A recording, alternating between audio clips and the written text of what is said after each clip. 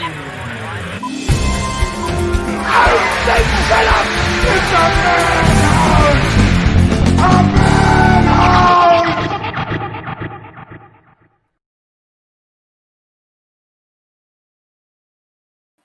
I forgot to add us back to the stream. Welcome to the Movie Madhouse. I'm Rob. I'm James. I'm Jason. And yes, we are here to do our top 10 best Canadian horror. Now, we were supposed to have Kelly Michael Stewart with us. He ran into a snag. He is not able to make it. But unfortunately, we had to push on with this topic because it was just too close. Plus, this way, we can kind of, pump that Bits is coming up, Blood in the Snow. We are actually on the Bits Facebook page as well. So, coming up, October 28th, 29th, 30th, 31st, November 4th, 5th, 6th, and 7th on the Super Channel, you can watch Bits this year. Blood in the Snow Film Festival. Nice. I know, right? This is going to be interesting because it's going to be across Canada instead of just in Toronto in the theater. Yeah. Well, that's the way a lot of festivals have been doing their thing now. So, everybody's home, unfortunately. So just you take advantage of the technology that's available. And it's been working from what I hear. It's working really good so far. Now, I got to do two things real quick. One, because he's not here. Late Night Television was my number one. Now it's my honorable mention. Kelly showed up. It would have been. And the second thing, every once in a while when we're out and about, we always see stuff that each other is interested in.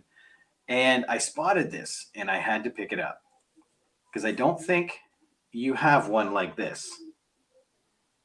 Oh, the Steel book? Yes. I used to have it because I bought it the day it came out. And then something happened where I'd watch the movie and halfway through the audio would cut out.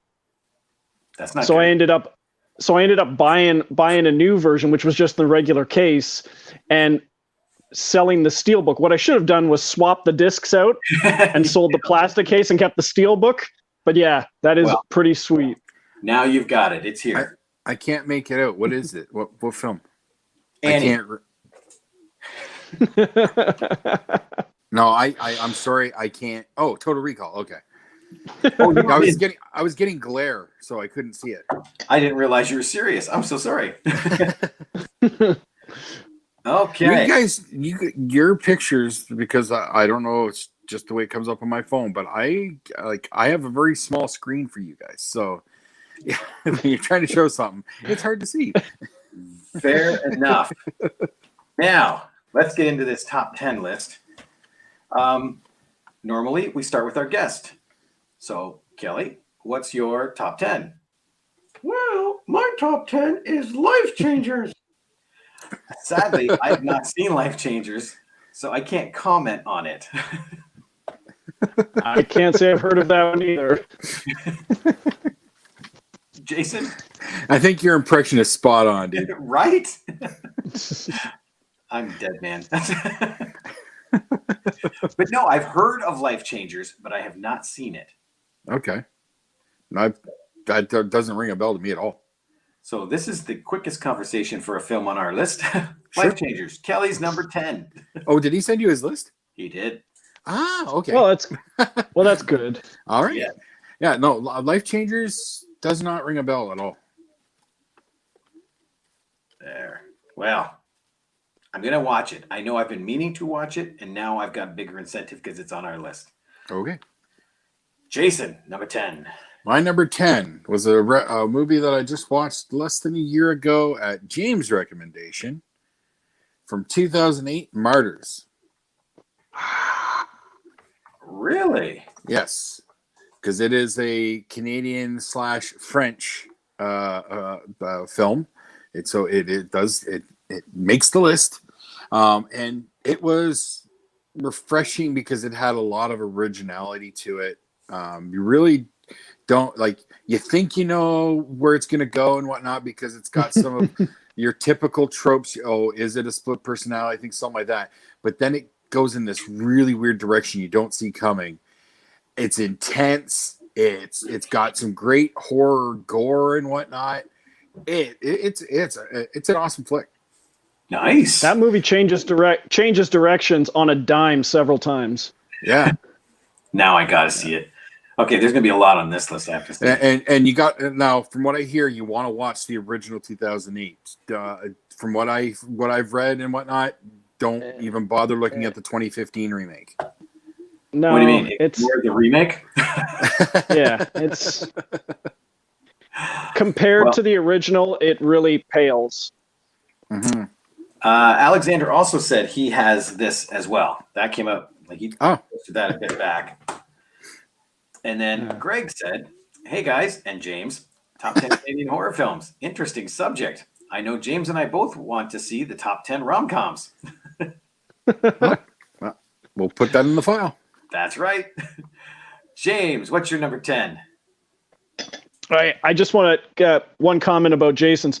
I tried to stick to almost no. I tried to eliminate any co-productions. Otherwise, Martyrs right now would be my number one. Okay. So, but awesome movie. It is probably my favorite horror movie of all time. You've mentioned it a few times. Just a few. All right, keeping to Jason's rule about one Uwe Boll film on a list. My number 10 is an Uwe Boll film. It's a Canadian production. The movie is from 2006. It's called Seed. Seed? That Seed. sounds so familiar. It's a movie about a seed. Well, no, he's a killer who gets sent to prison. He's a mass murderer who gets sent to prison, and he gets sent to death row. And yes, I know, Greg. He gets sent to death row, and they go to electrocute him, and they take 2 attempts at electrocuting him, and he's still alive. So instead of, they have some law that if you can survive 3 jolts of electricity at whatever duration, you have to be set free. So they just decide to say, you know what? Let's presume him dead because he's unconscious, but he's still alive. Presume him dead, bury him alive out back, and we'll be done with it. Well, they bury him alive, so he's not dead. He digs himself out, goes on a mass killing spree in the prison, and it's I'd say it's legitimately kind of creepy.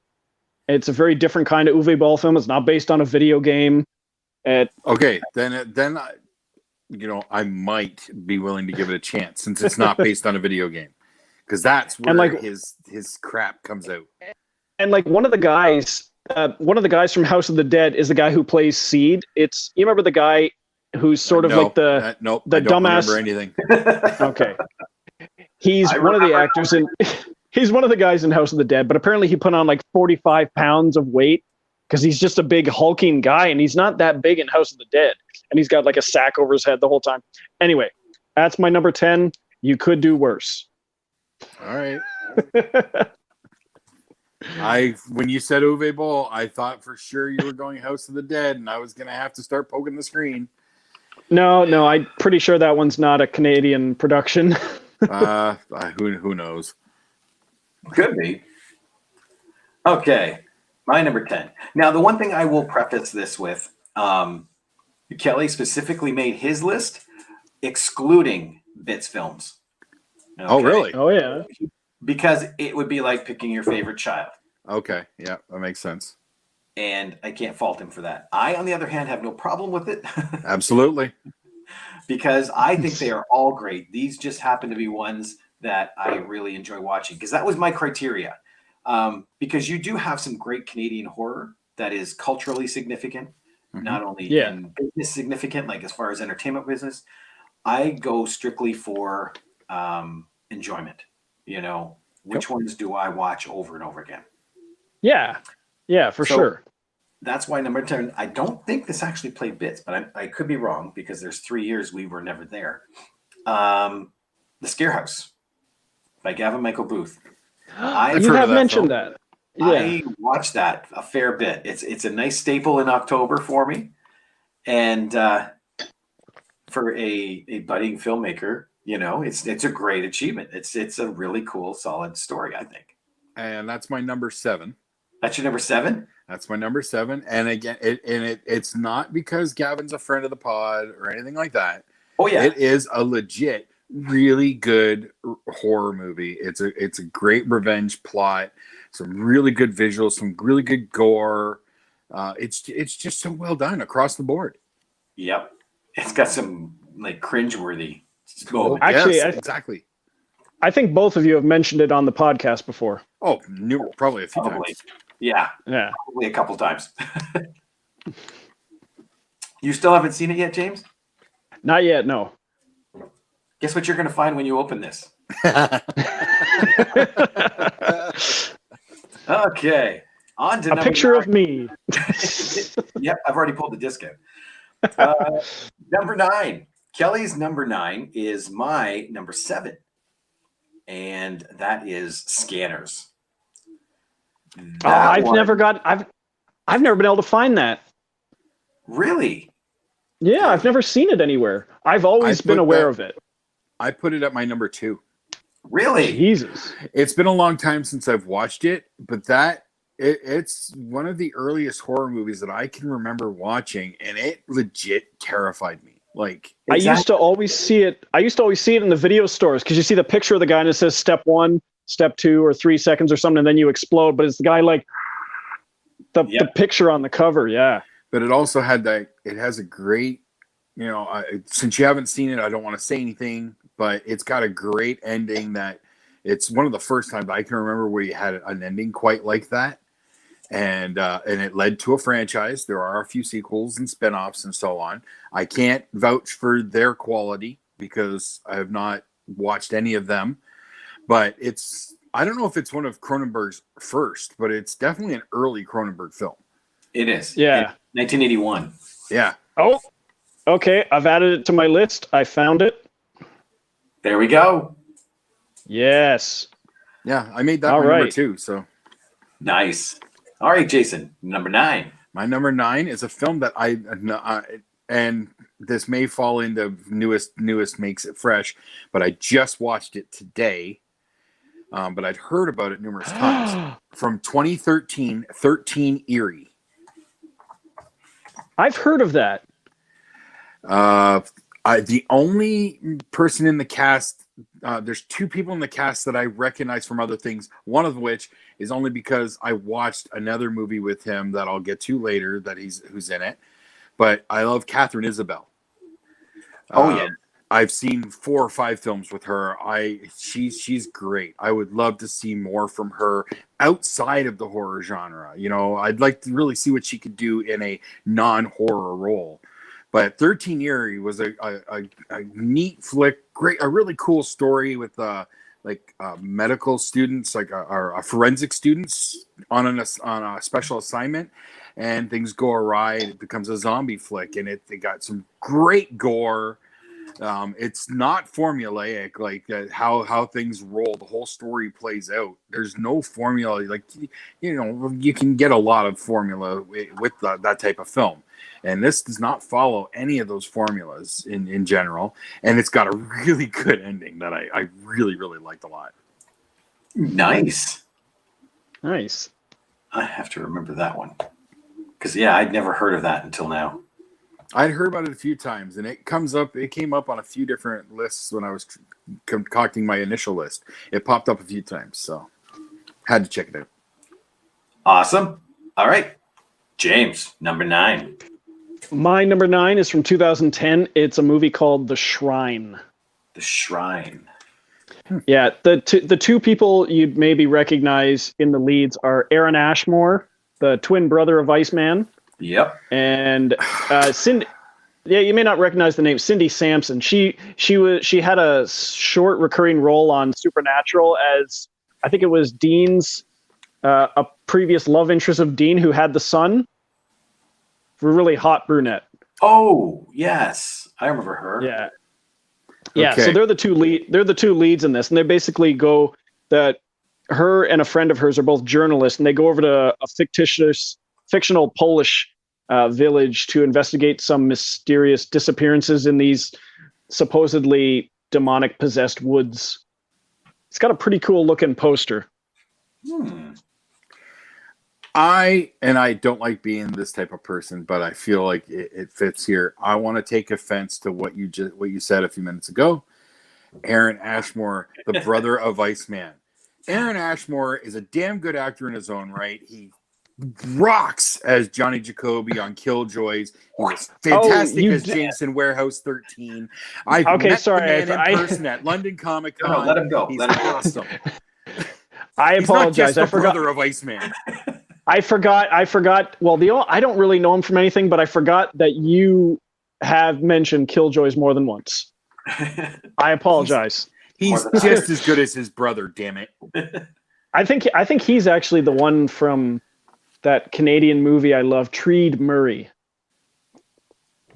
The title sounds familiar, but I never saw it, so I can't say. I did a video about it, but yeah, it's a Canadian movie where these a gang of kids basically chase this yuppie businessman up a tree, and then he gets stuck up there and they're down there, and neither can get at each other. And Aaron Ashmore is one of the kids that's terrorizing him. That doesn't know how to climb a tree. Plot hole. I just want to point out Sean Ashmore, Iceman. He's getting a little typecast because he has a role on the second season of The Boys. Oh, where he is a fire guy now. That's not typecast. If he was Ice, that's typecast. He's an elemental superhero guy. He's there we getting go. typecast. I've been waiting to check out season 2 of The Boys because I was doing a rewatch of Walking Dead, and they just dropped the season 10 finale finally. Nice. Okay. My number 9. I had to wait for Alexander's comment because he said this a bit ago, but there's my number 9, The Brood. Oh, I never saw that one. Me either. I've heard of it. It is so much fun. And now, if Cindy's watching, she's going to get to know this because she's in it. And when I first met her in Toronto a few years back, I kind of geeked out just a little bit. But I tried to keep it all under my hat, so I don't know if she noticed or not. So there's some trivia for you. Now, the other thing he did put in here, and I got to be honest, I forgot about this film, or it may have been on my list. 88 was a good movie. Absolutely. That's not the first film I saw with her, because I saw American Mary before that. Yep. But 88, you had recommended to me because you had met April Mullins and the people behind it. Yep. And 88 is a fantastic flick, and she's phenomenal in it. 88 was one of the movies you guys recommended to me my very first appearance on the show. Oh, yeah? That's right. It's got Christopher Lloyd in a role you've never seen him do anything close to it before. Nice. Yep. Okay, number 8. And I realized this isn't on my list. Boy, I dropped the ball on this one. Kelly's number 8, Black Christmas. I can't believe it's not on my list. I have never seen the original. I've never watched it, period. I saw the first remake. 1974. You have got to watch this movie. I was just born in 1974. What's his name? Bob Clark? Yes. Yeah, the man behind A Christmas Story. Yes. I can't believe it. Greatest Christmas movie ever. Absolutely. Amen, brother.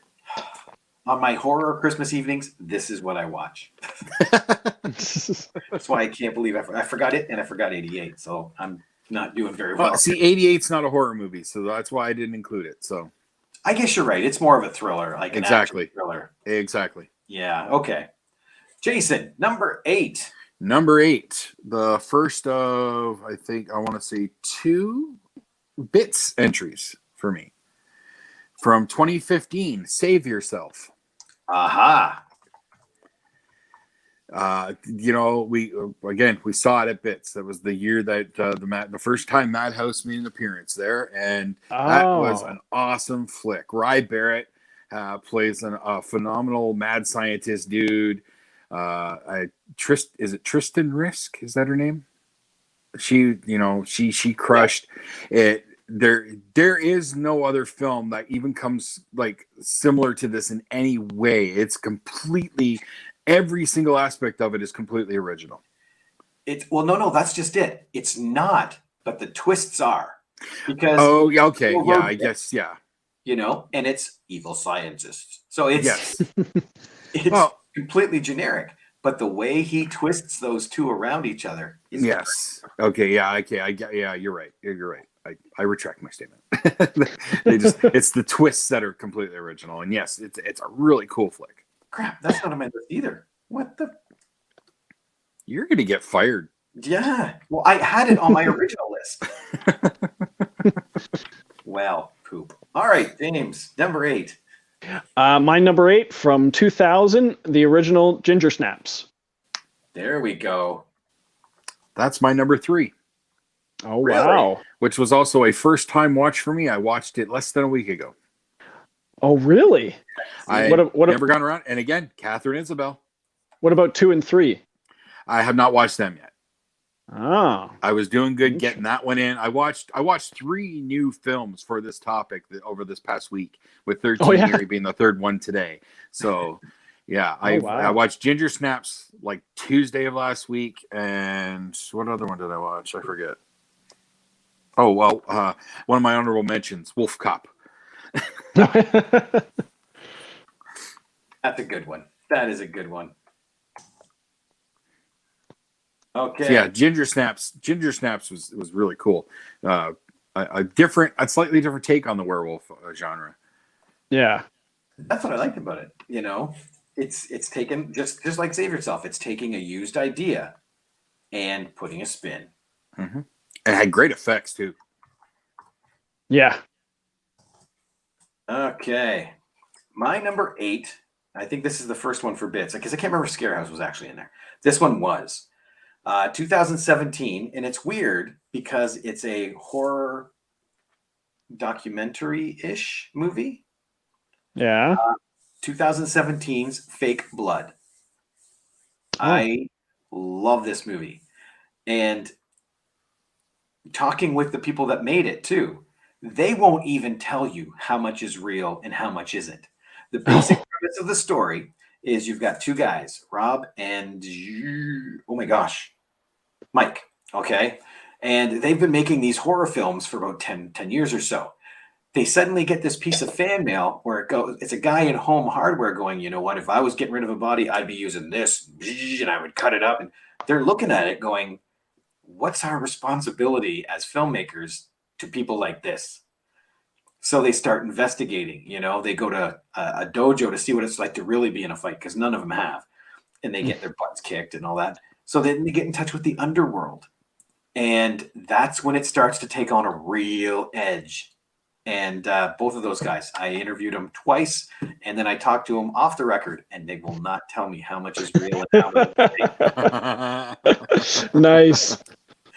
But it is well worth the watch. Well worth the watch. Fake Blood. Yes. Yes. Sounds vaguely familiar. Okay. Now, Kelly's number 7 is my number 2.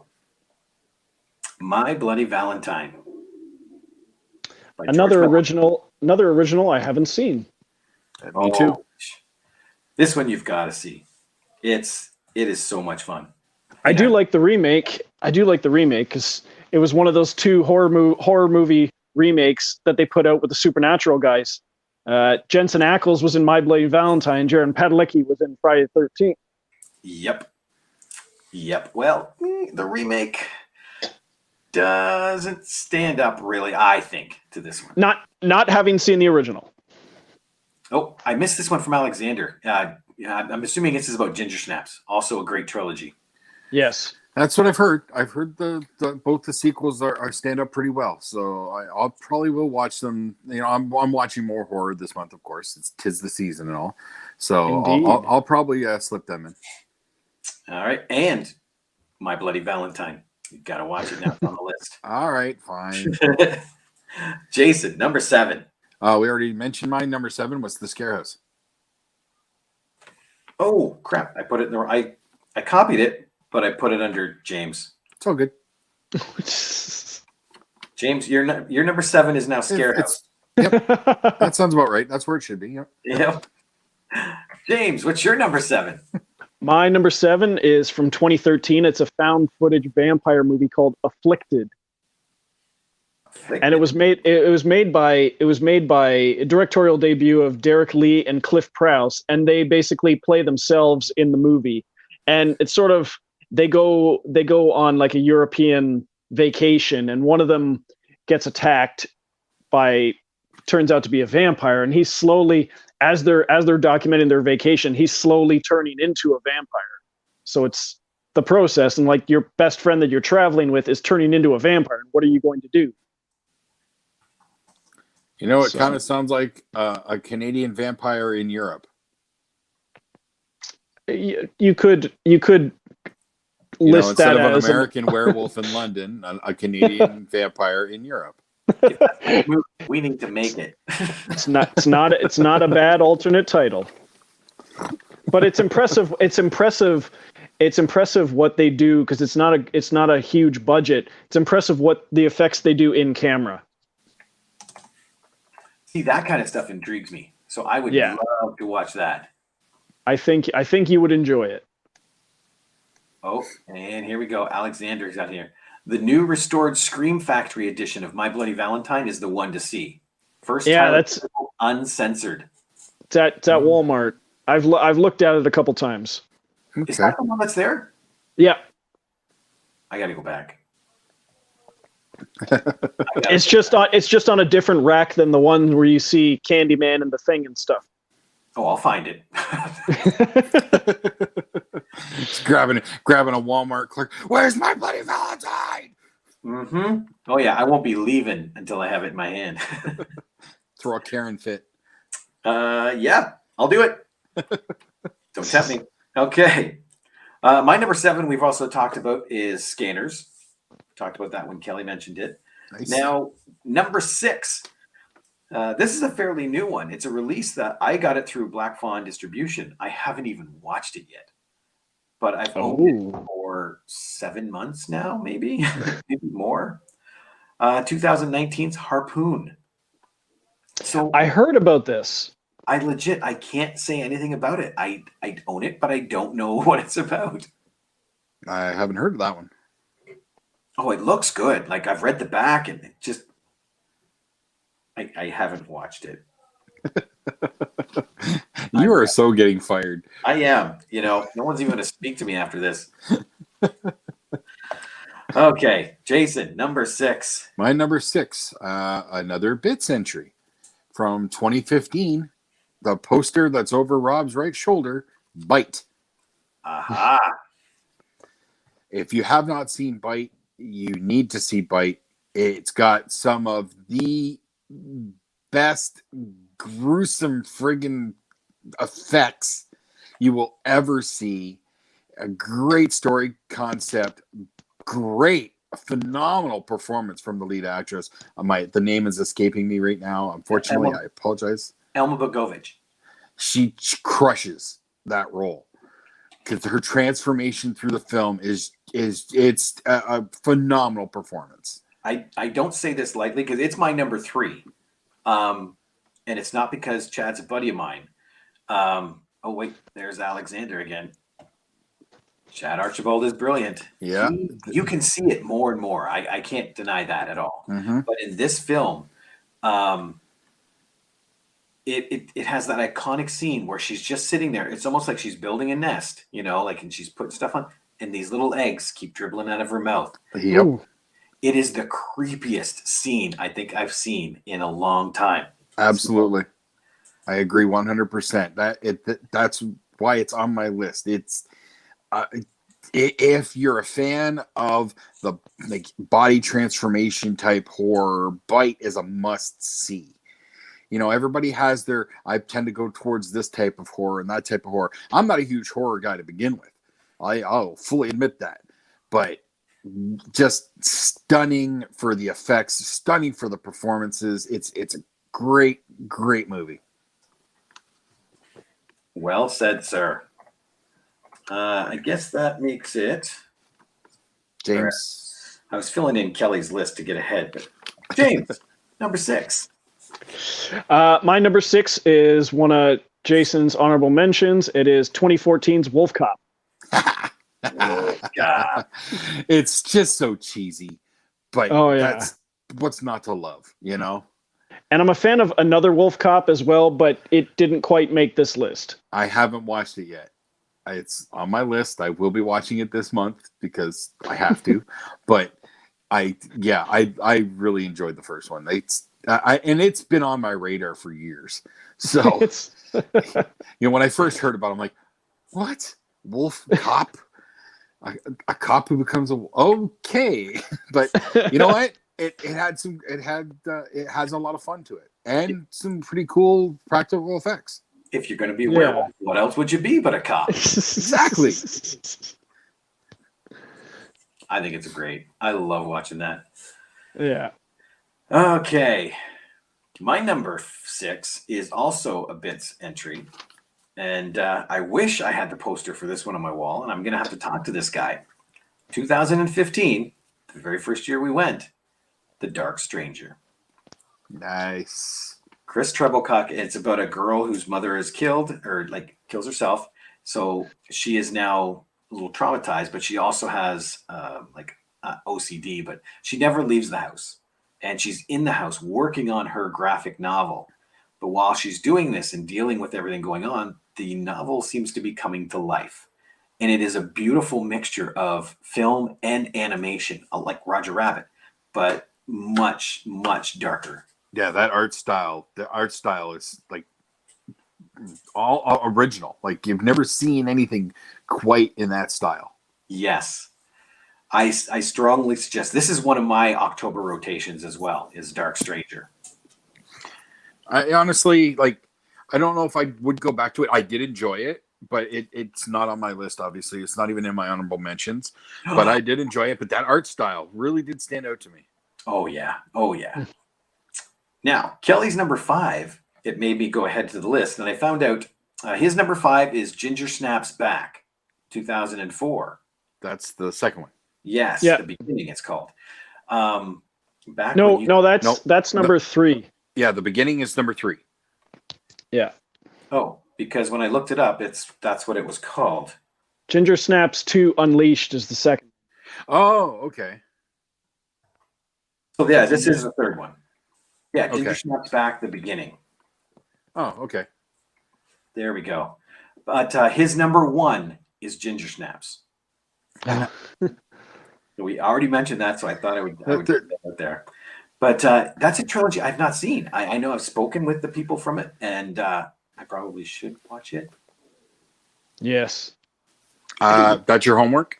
I got a lot to watch on this list. Well, the festival's over. I got time now. So. There you go. Okay, Jason, number 5.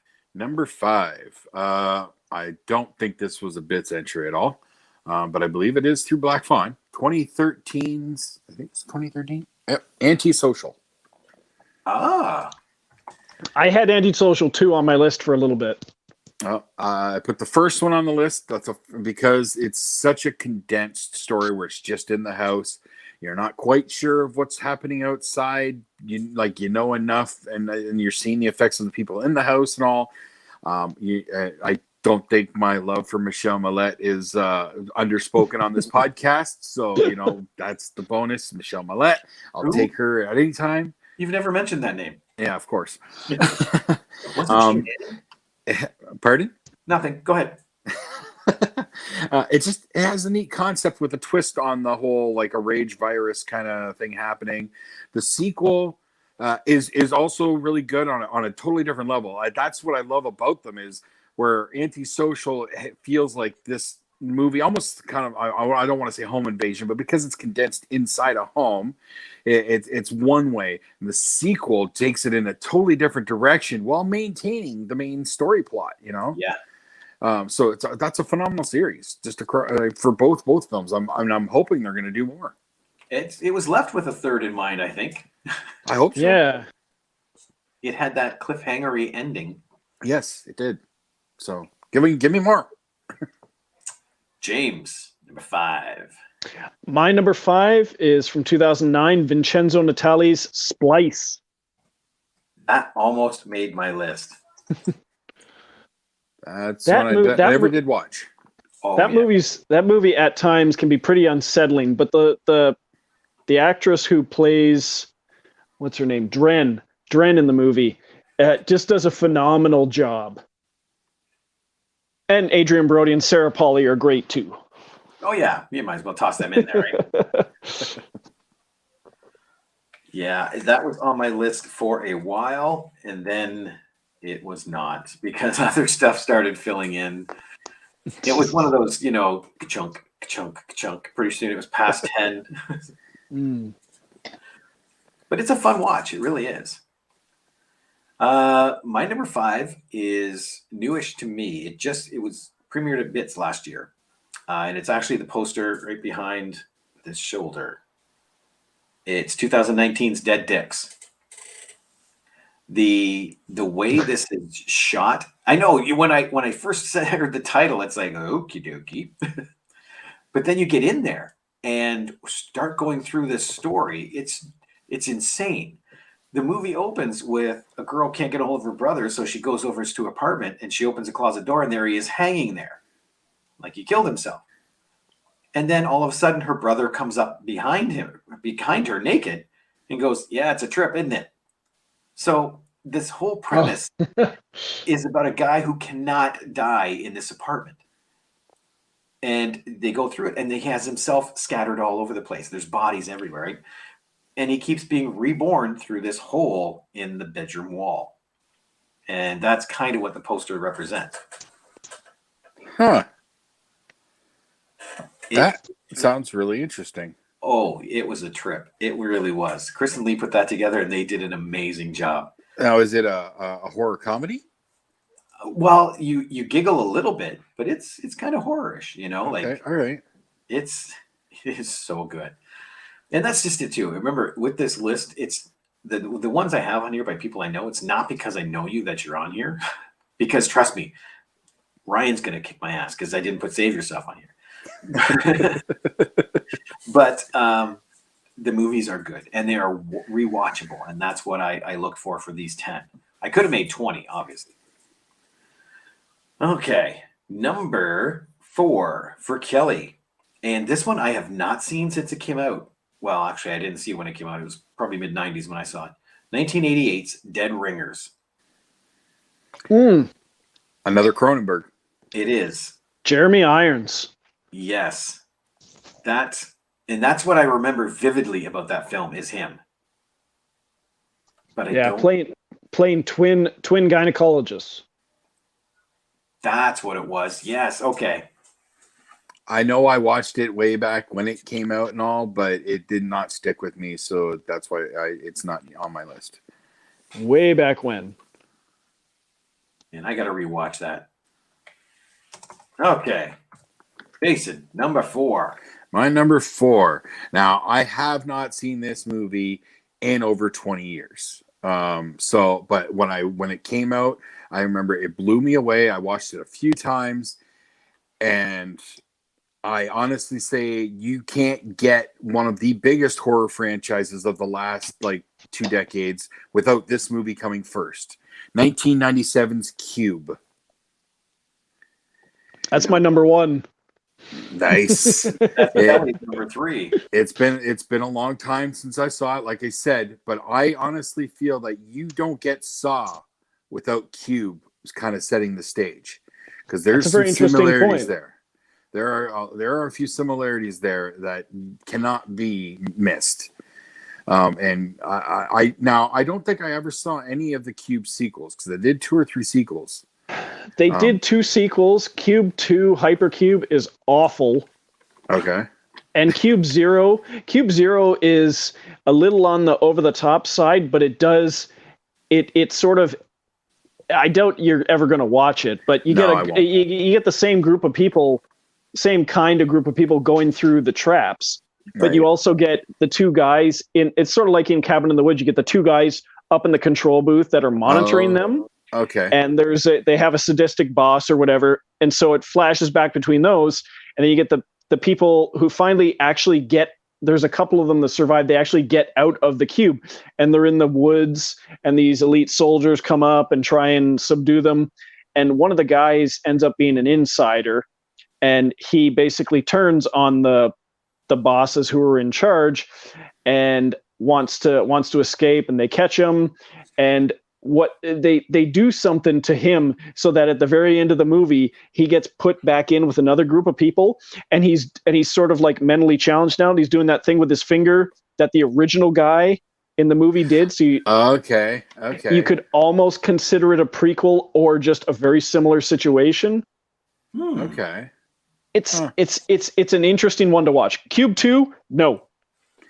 No, I'm probably, because of this list, I'm probably going to revisit Cube sometime soon. But yeah, I don't think I'll even look at any of the sequels. Now, all right, James, number 4. My number 4 is we kind of glossed by it. There is Ginger Snaps 2 Unleashed from 2004. Look at that. This one I like more than the original Ginger Snaps. They upped the production value, and Emily Perkins, I think, just did a way better job even in this one. And you also get Catherine Isabel, because you know how Ginger Snap ends. You know that Ginger didn't survive. Spoilers. It doesn't really matter, but Now, but you get this one. The sister, Bridget. Yep. Yeah. She gets attacked by a male werewolf and ends up surviving, but she ends up in this rehab clinic, and she's sort of confined there. And she's struggling with the fact that because of her struggle with Ginger at the end of the first movie, she's possibly infected and slowly turning into a werewolf herself. But you get Ginger, who's appearing as a hallucination to her periodically throughout the movie. So she has to deal with her hallucinations with Ginger turning into a werewolf, plus all these crazy cast of characters that are populating the rehab clinic she's in, which is almost like an insane asylum. But it's even better than the first one, in my mind. that's it. I'll be going through the sequels soon. So Yeah. Number three is pretty good, but it goes back to like the 1800s, and you get like the same I read characters. the synopsis, and it does sound a little weird, but okay. But Hugh Dillon's in there. It's definitely the beginning, right? Yeah. Okay. Number 4 for me, 2010's American Mary. Nice. Oh. That's in my honorable mentions. I never saw that one. What year did you say, Rob?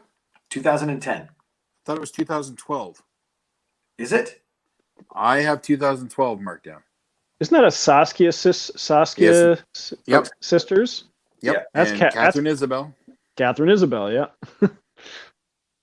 Let's see. American Mary. Oh, it's okay. It's listed here, 2012. The other article I read said 2010. Maybe did it do like a festival circuit in 2010 and then see wide release 2012? Maybe. But Tristan Risk is just killer in this one. Mm-hmm. Yeah. All the body modification going on. It's just, it's creepy and fun. That's one of the first Saskatchewan films, isn't it? I want to say you're right. I think you're right, but I don't know. It's definitely the first one that I ever saw from them, and my first introduction to Catherine Isabel. So, and I did like it a lot. It just barely didn't make it to the top 10, but it is my honorable mentions. Nice. James. Sorry, I was looking up the Saska sisters. I wanted to see what their very first one was. Actually, watch something of them. Watch their game show TV. Trying to remember the name of it for right now, and it's Elevator. Yes, I heard so much about it. Never did watch it. Oh, interesting. Oh, they did a movie called Dead Hooker in a Trunk. So look at this. Alexander just said that. Dead Hooker in a Trunk is their first. All right, so I wonder what that one's about. Church. My number 3 from 2008 is a Bruce McDonald movie called Pontypool. See, that kept coming up when I was doing searches for Canadian film. I've never heard of it before. I've heard the title, but I've heard nothing about it. So good. Shock. It's basically, it all takes place in a radio station. It's a shock jock played by Stephen McHattie.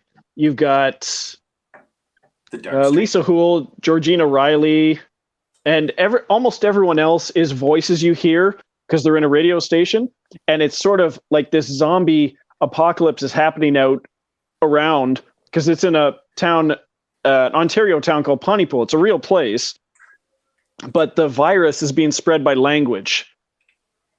So as they're like, some people start talking, they start repeating certain words, and that's an onset of them turning into these zombies. Because you get the one girl who just gets infected, and she just starts smashing her face into the radio booth glass that she can't get through. What year was that? 2008. Okay. I have heard of that. I have not heard of it. I'm just the concept of how the virus is spread is very similar to Antisocial. Kind of, yeah. Because they towards the end of the movie they discover that if they just substitute one word for another, they start saying like kiss is kill, and this word is this, and they start saying over and over again. So you're not sure if they're being infected or they've found a way to counteract it. Okay. I got to watch that one now. Okay, my number 3 is quick because we talked about it. It's Bite. Yeah, and we'd already mentioned mine being Ginger Snaps because we've talked about those ad nauseum. Exactly. Okay, number 2, Kelly's. And I got to admit, I've never heard of this film. So I looked it up real quick. It's 1988. It's called Pin. Oh, that was on my list. Really? Yeah. That I saw that years ago on Halloween. That's where the parents have this family had this medical doll, and the father used to like do a ventriloquism bit, speak to his kids through Pin. The doll's name was Pin, and when he died, the son sort of took it over, and then it takes a very kind of dark, sadistic turn. David Hewlett's in it, and Terry O'Quinn. Yeah.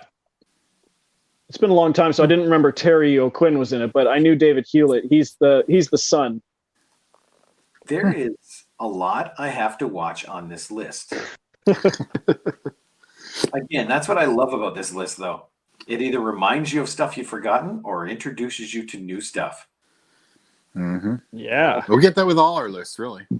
Jason, I guess we pass over you on this one, too. Number 2 is Scanners. Yep. Come on. Michael Ironside's head exploding. What's not the love? James, number 2. My number 2 is my number 2 is a movie from this year, released earlier this year. Went to festivals last year, but released earlier this year. It's a Canadian zombie movie that takes place on an Indian reservation. It is Blood Quantum. I've heard of that. I've heard the title. Wicked poster with a guy with a mask on, the big huge hockey stick with a blade on it. Yeah. It was about to come out, and then the lockdown happened. Where did I see? Maybe it's on the Cineplex store. Possibly. We had the poster. I have it at home. Oh, really? How'd you get that? Because I took it home. Oh, well, yeah. Okay, so it's kind of anticlimactic. Because the movie was supposed to come out, and then it didn't, and then it went straight to various VOD services. It's got to be the Cineplex store is where I've seen it the most, though. Probably. Yeah. I have got to see that. It's pretty awesome. All right, my number 2, My Bloody Valentine, 1981. Now we're into the number 1s. We know number 1 for Kelly is Ginger Snaps. And we know number 1 for James is Cube. Okay. Before we get to mine, I got 2 honorable mentions to throw up real quick. Kelly just, I wish I had listed that. Yeah. he's texting in bed. 2 quick honorable mentions that I haven't mentioned yet. 2016, Black Fawn, Bed of the Dead. Yes, that's a blast. It was again a totally original concept. So it really stood out. And then going into the cheesy direction, 2011, filmed locally, Silent but Deadly. Yeah. featuring Jason Mewes, because it is incredibly cheesy. And yeah, it's got the hometown. I got to root for the hometown creation. So, Mhm. so that's why I had to put it there. But my number one has not been mentioned at all. But it was filmed in Canada, so it counts. From 2010, Tucker and Dale versus Evil. Dude, See, that's my I number. love that. Oh, really? See, that was another one of those co-productions that I regrettably left off my list. Oh, Yeah. It's so funny. It is. I rewatched that last week too because I love it. The fact that a sequel is not going to happen, it really upsets me. But they have tried on 2 or 3 occasions to get a sequel off the ground, and it just keeps falling apart. I didn't know they were trying, but that movie. Oh man, they tried a couple times. It's like improving on perfection. Right. Where do you go from that? Whatever you do will not have the same feel. Because you can no one can do I don't even want to call it a parody because it's not a parody. No. It just takes the crazy redneck zombie or redneck psycho killer thing and flips it upside down. And and it was done perfectly. And all these kids I mentioned start killing each other on our property. The kid just ran up and hooked himself into the wood chipper. Sacrifice and cult. But I can't think of the actor's name. Jesse something. He played Chad in Tucker and Dale, the one who goes psycho at the end. He was in 13 Eerie. He played the Edward role in Vampires Suck. Yeah. Okay. Well, yeah, Tucker and Dale. What's not to love? It's so much fun while still maintaining a good element of gore and some horror surprises, particularly for the big climax at the end. Tyler Labine and Alan Tudyk just crushed together. It's a mansion. See, I know I've got a lot to watch, but I think I want to watch that one again first. Oh man, Alexander, I'll probably watch it again soon because I love that movie. Oh yeah, Alexander put in awesome choices, guys. Some new ones I'll have to check out too.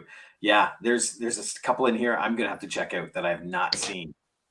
Another one of my honorable mentions that just barely missed the list was the one I talked to Mitch Markowitz about, and it was the one that he had a voice thing in a voice role in the Last Will and Testament of Rosalind Lee. Oh, I haven't seen that. Yeah. Oh, we got a lot of catching up to do. We gotta we watch everything on these lists. But wow, that was fun. That was a blast. Yeah, I know Kelly's watching. I'm sorry you couldn't be here with us, Kelly, but we got your list in. But now he has time to come up with an even better category. Exactly. And we can all get ready for Blood in the Snow. We got to pump it again. Blood in the Snow, October 28th, 29th, 30th, 31st, November 4th, 5th, 6th, and 7th. It's 2 weeks basically, but 8 days. And actually, I found out too, in the middle, some old Bits titles are being played. Oh, really? Yeah, I'll Take Your Dead is one of them. I never did catch that one. It's going to be on. So get the Super Channel. If you have Amazon Prime, it's just a little subscription. It's super cheap, super easy. And you'll be able to check out a lot of stuff. And trust me, I've just done some interviews. You've got to see some of this stuff. Okay? It is wicked. So remember, 2 weeks coming up, end of October, Blood in the Snow. Hey, Kelly, is this playing? Late Night Double Feature? Is that going to be one of the ones in between? I certainly hope so, because I need to re-see that again.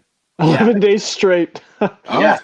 Because, like I said, on the 31st, the 1st, 2nd, and 3rd of November, they are playing more Bits titles.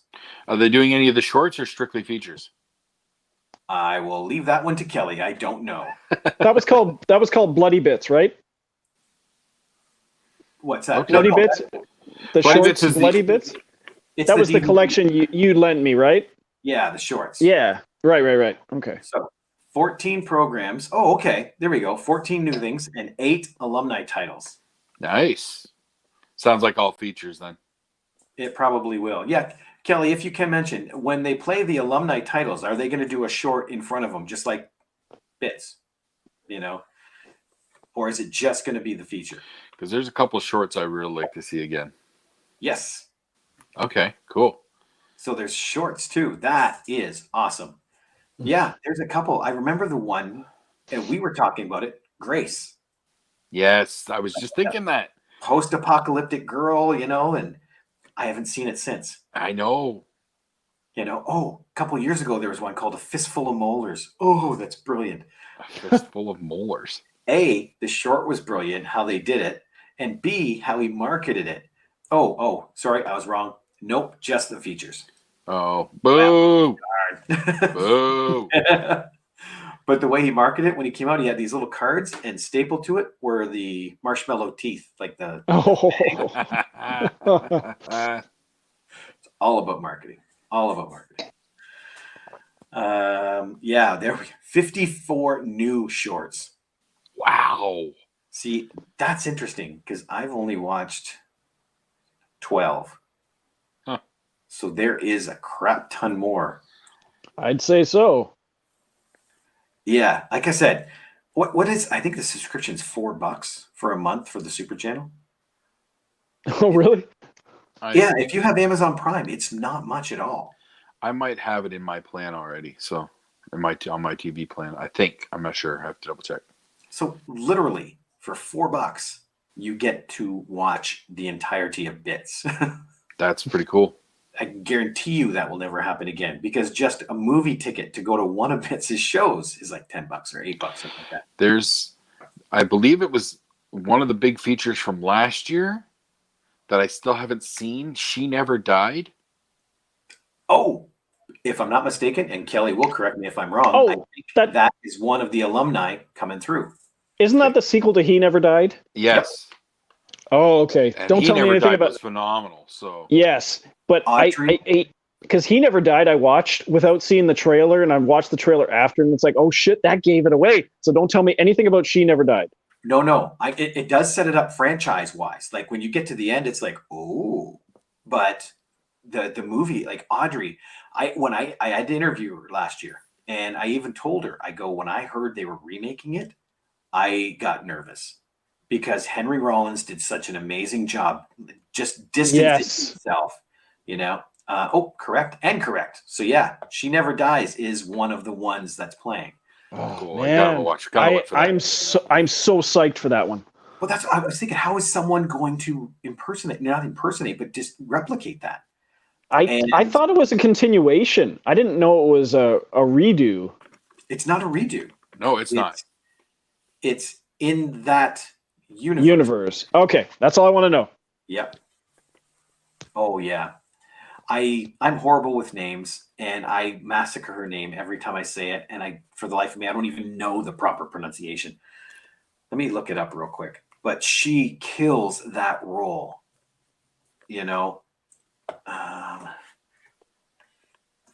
She Never.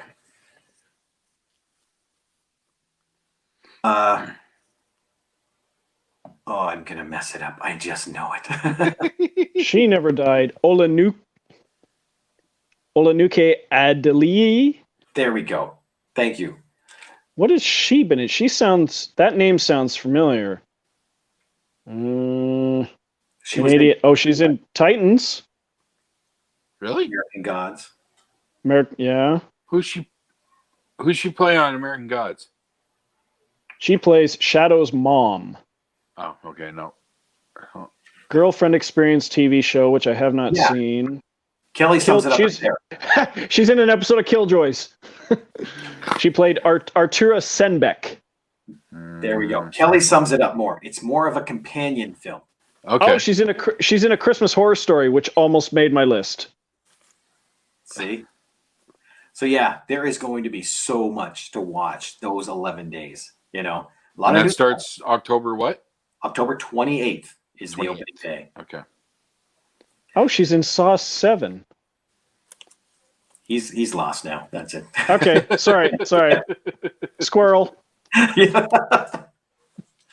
So yeah, make sure you tune in for that. And you won't miss the Q&As too, because that's literally what I was doing. So after every movie, there's going to be some questions with all the people that made the film, so you don't lose that element of the film festival. And that's all going to be shown on Super Channel? All on the Super Channel. Nice. Yes. So everybody get the Super Channel. See, oh yeah, here we go. If you go to bloodinthesnow.ca, the lineup is right there on the website. Cool. I'll be looking that up. It'll show you. Oh, Kelly, does that mean it shows the dates and times of the films? Like, do we know what days films are playing now? Yeah, that would be handy if it has the scheduling. Yeah, because we didn't know that before. So maybe we do now. I'll wait for his answer on that one. But the way I look at it, if I get the Super Channel for a month, not only do I have those 11 days, I've still got like, okay, what's the math? 20 days? 19 days. What's math? Yes, I hate math. Oh, excellent. Okay, so on there is the actual dates of play too. Okay, cool. But you have 19 other days of films to watch. So this is like an uber bonus. You're getting to watch the entire festival for a fraction of the cost. You get 19 extra days of film to enjoy, and you get to do it from home. So this is literally across Canada. And thus ends my commercial. It's where I had stock in it, but no, it's just Cha-ching. So you see a hand you money off screen. It's such a fun festival though, and the choices this year, there's 2 of them. I'm already chomping at the bit, not only for the DVD, but one of them for the soundtrack. Oh yeah? Yeah.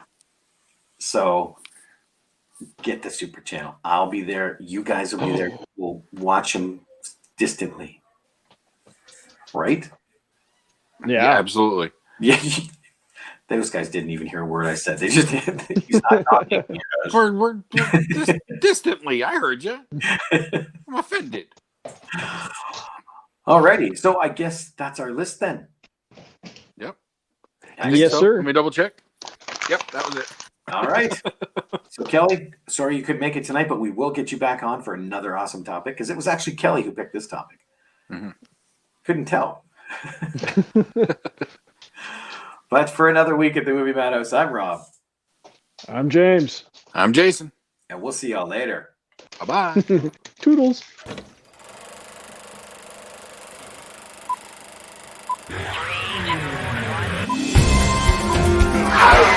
Shut up!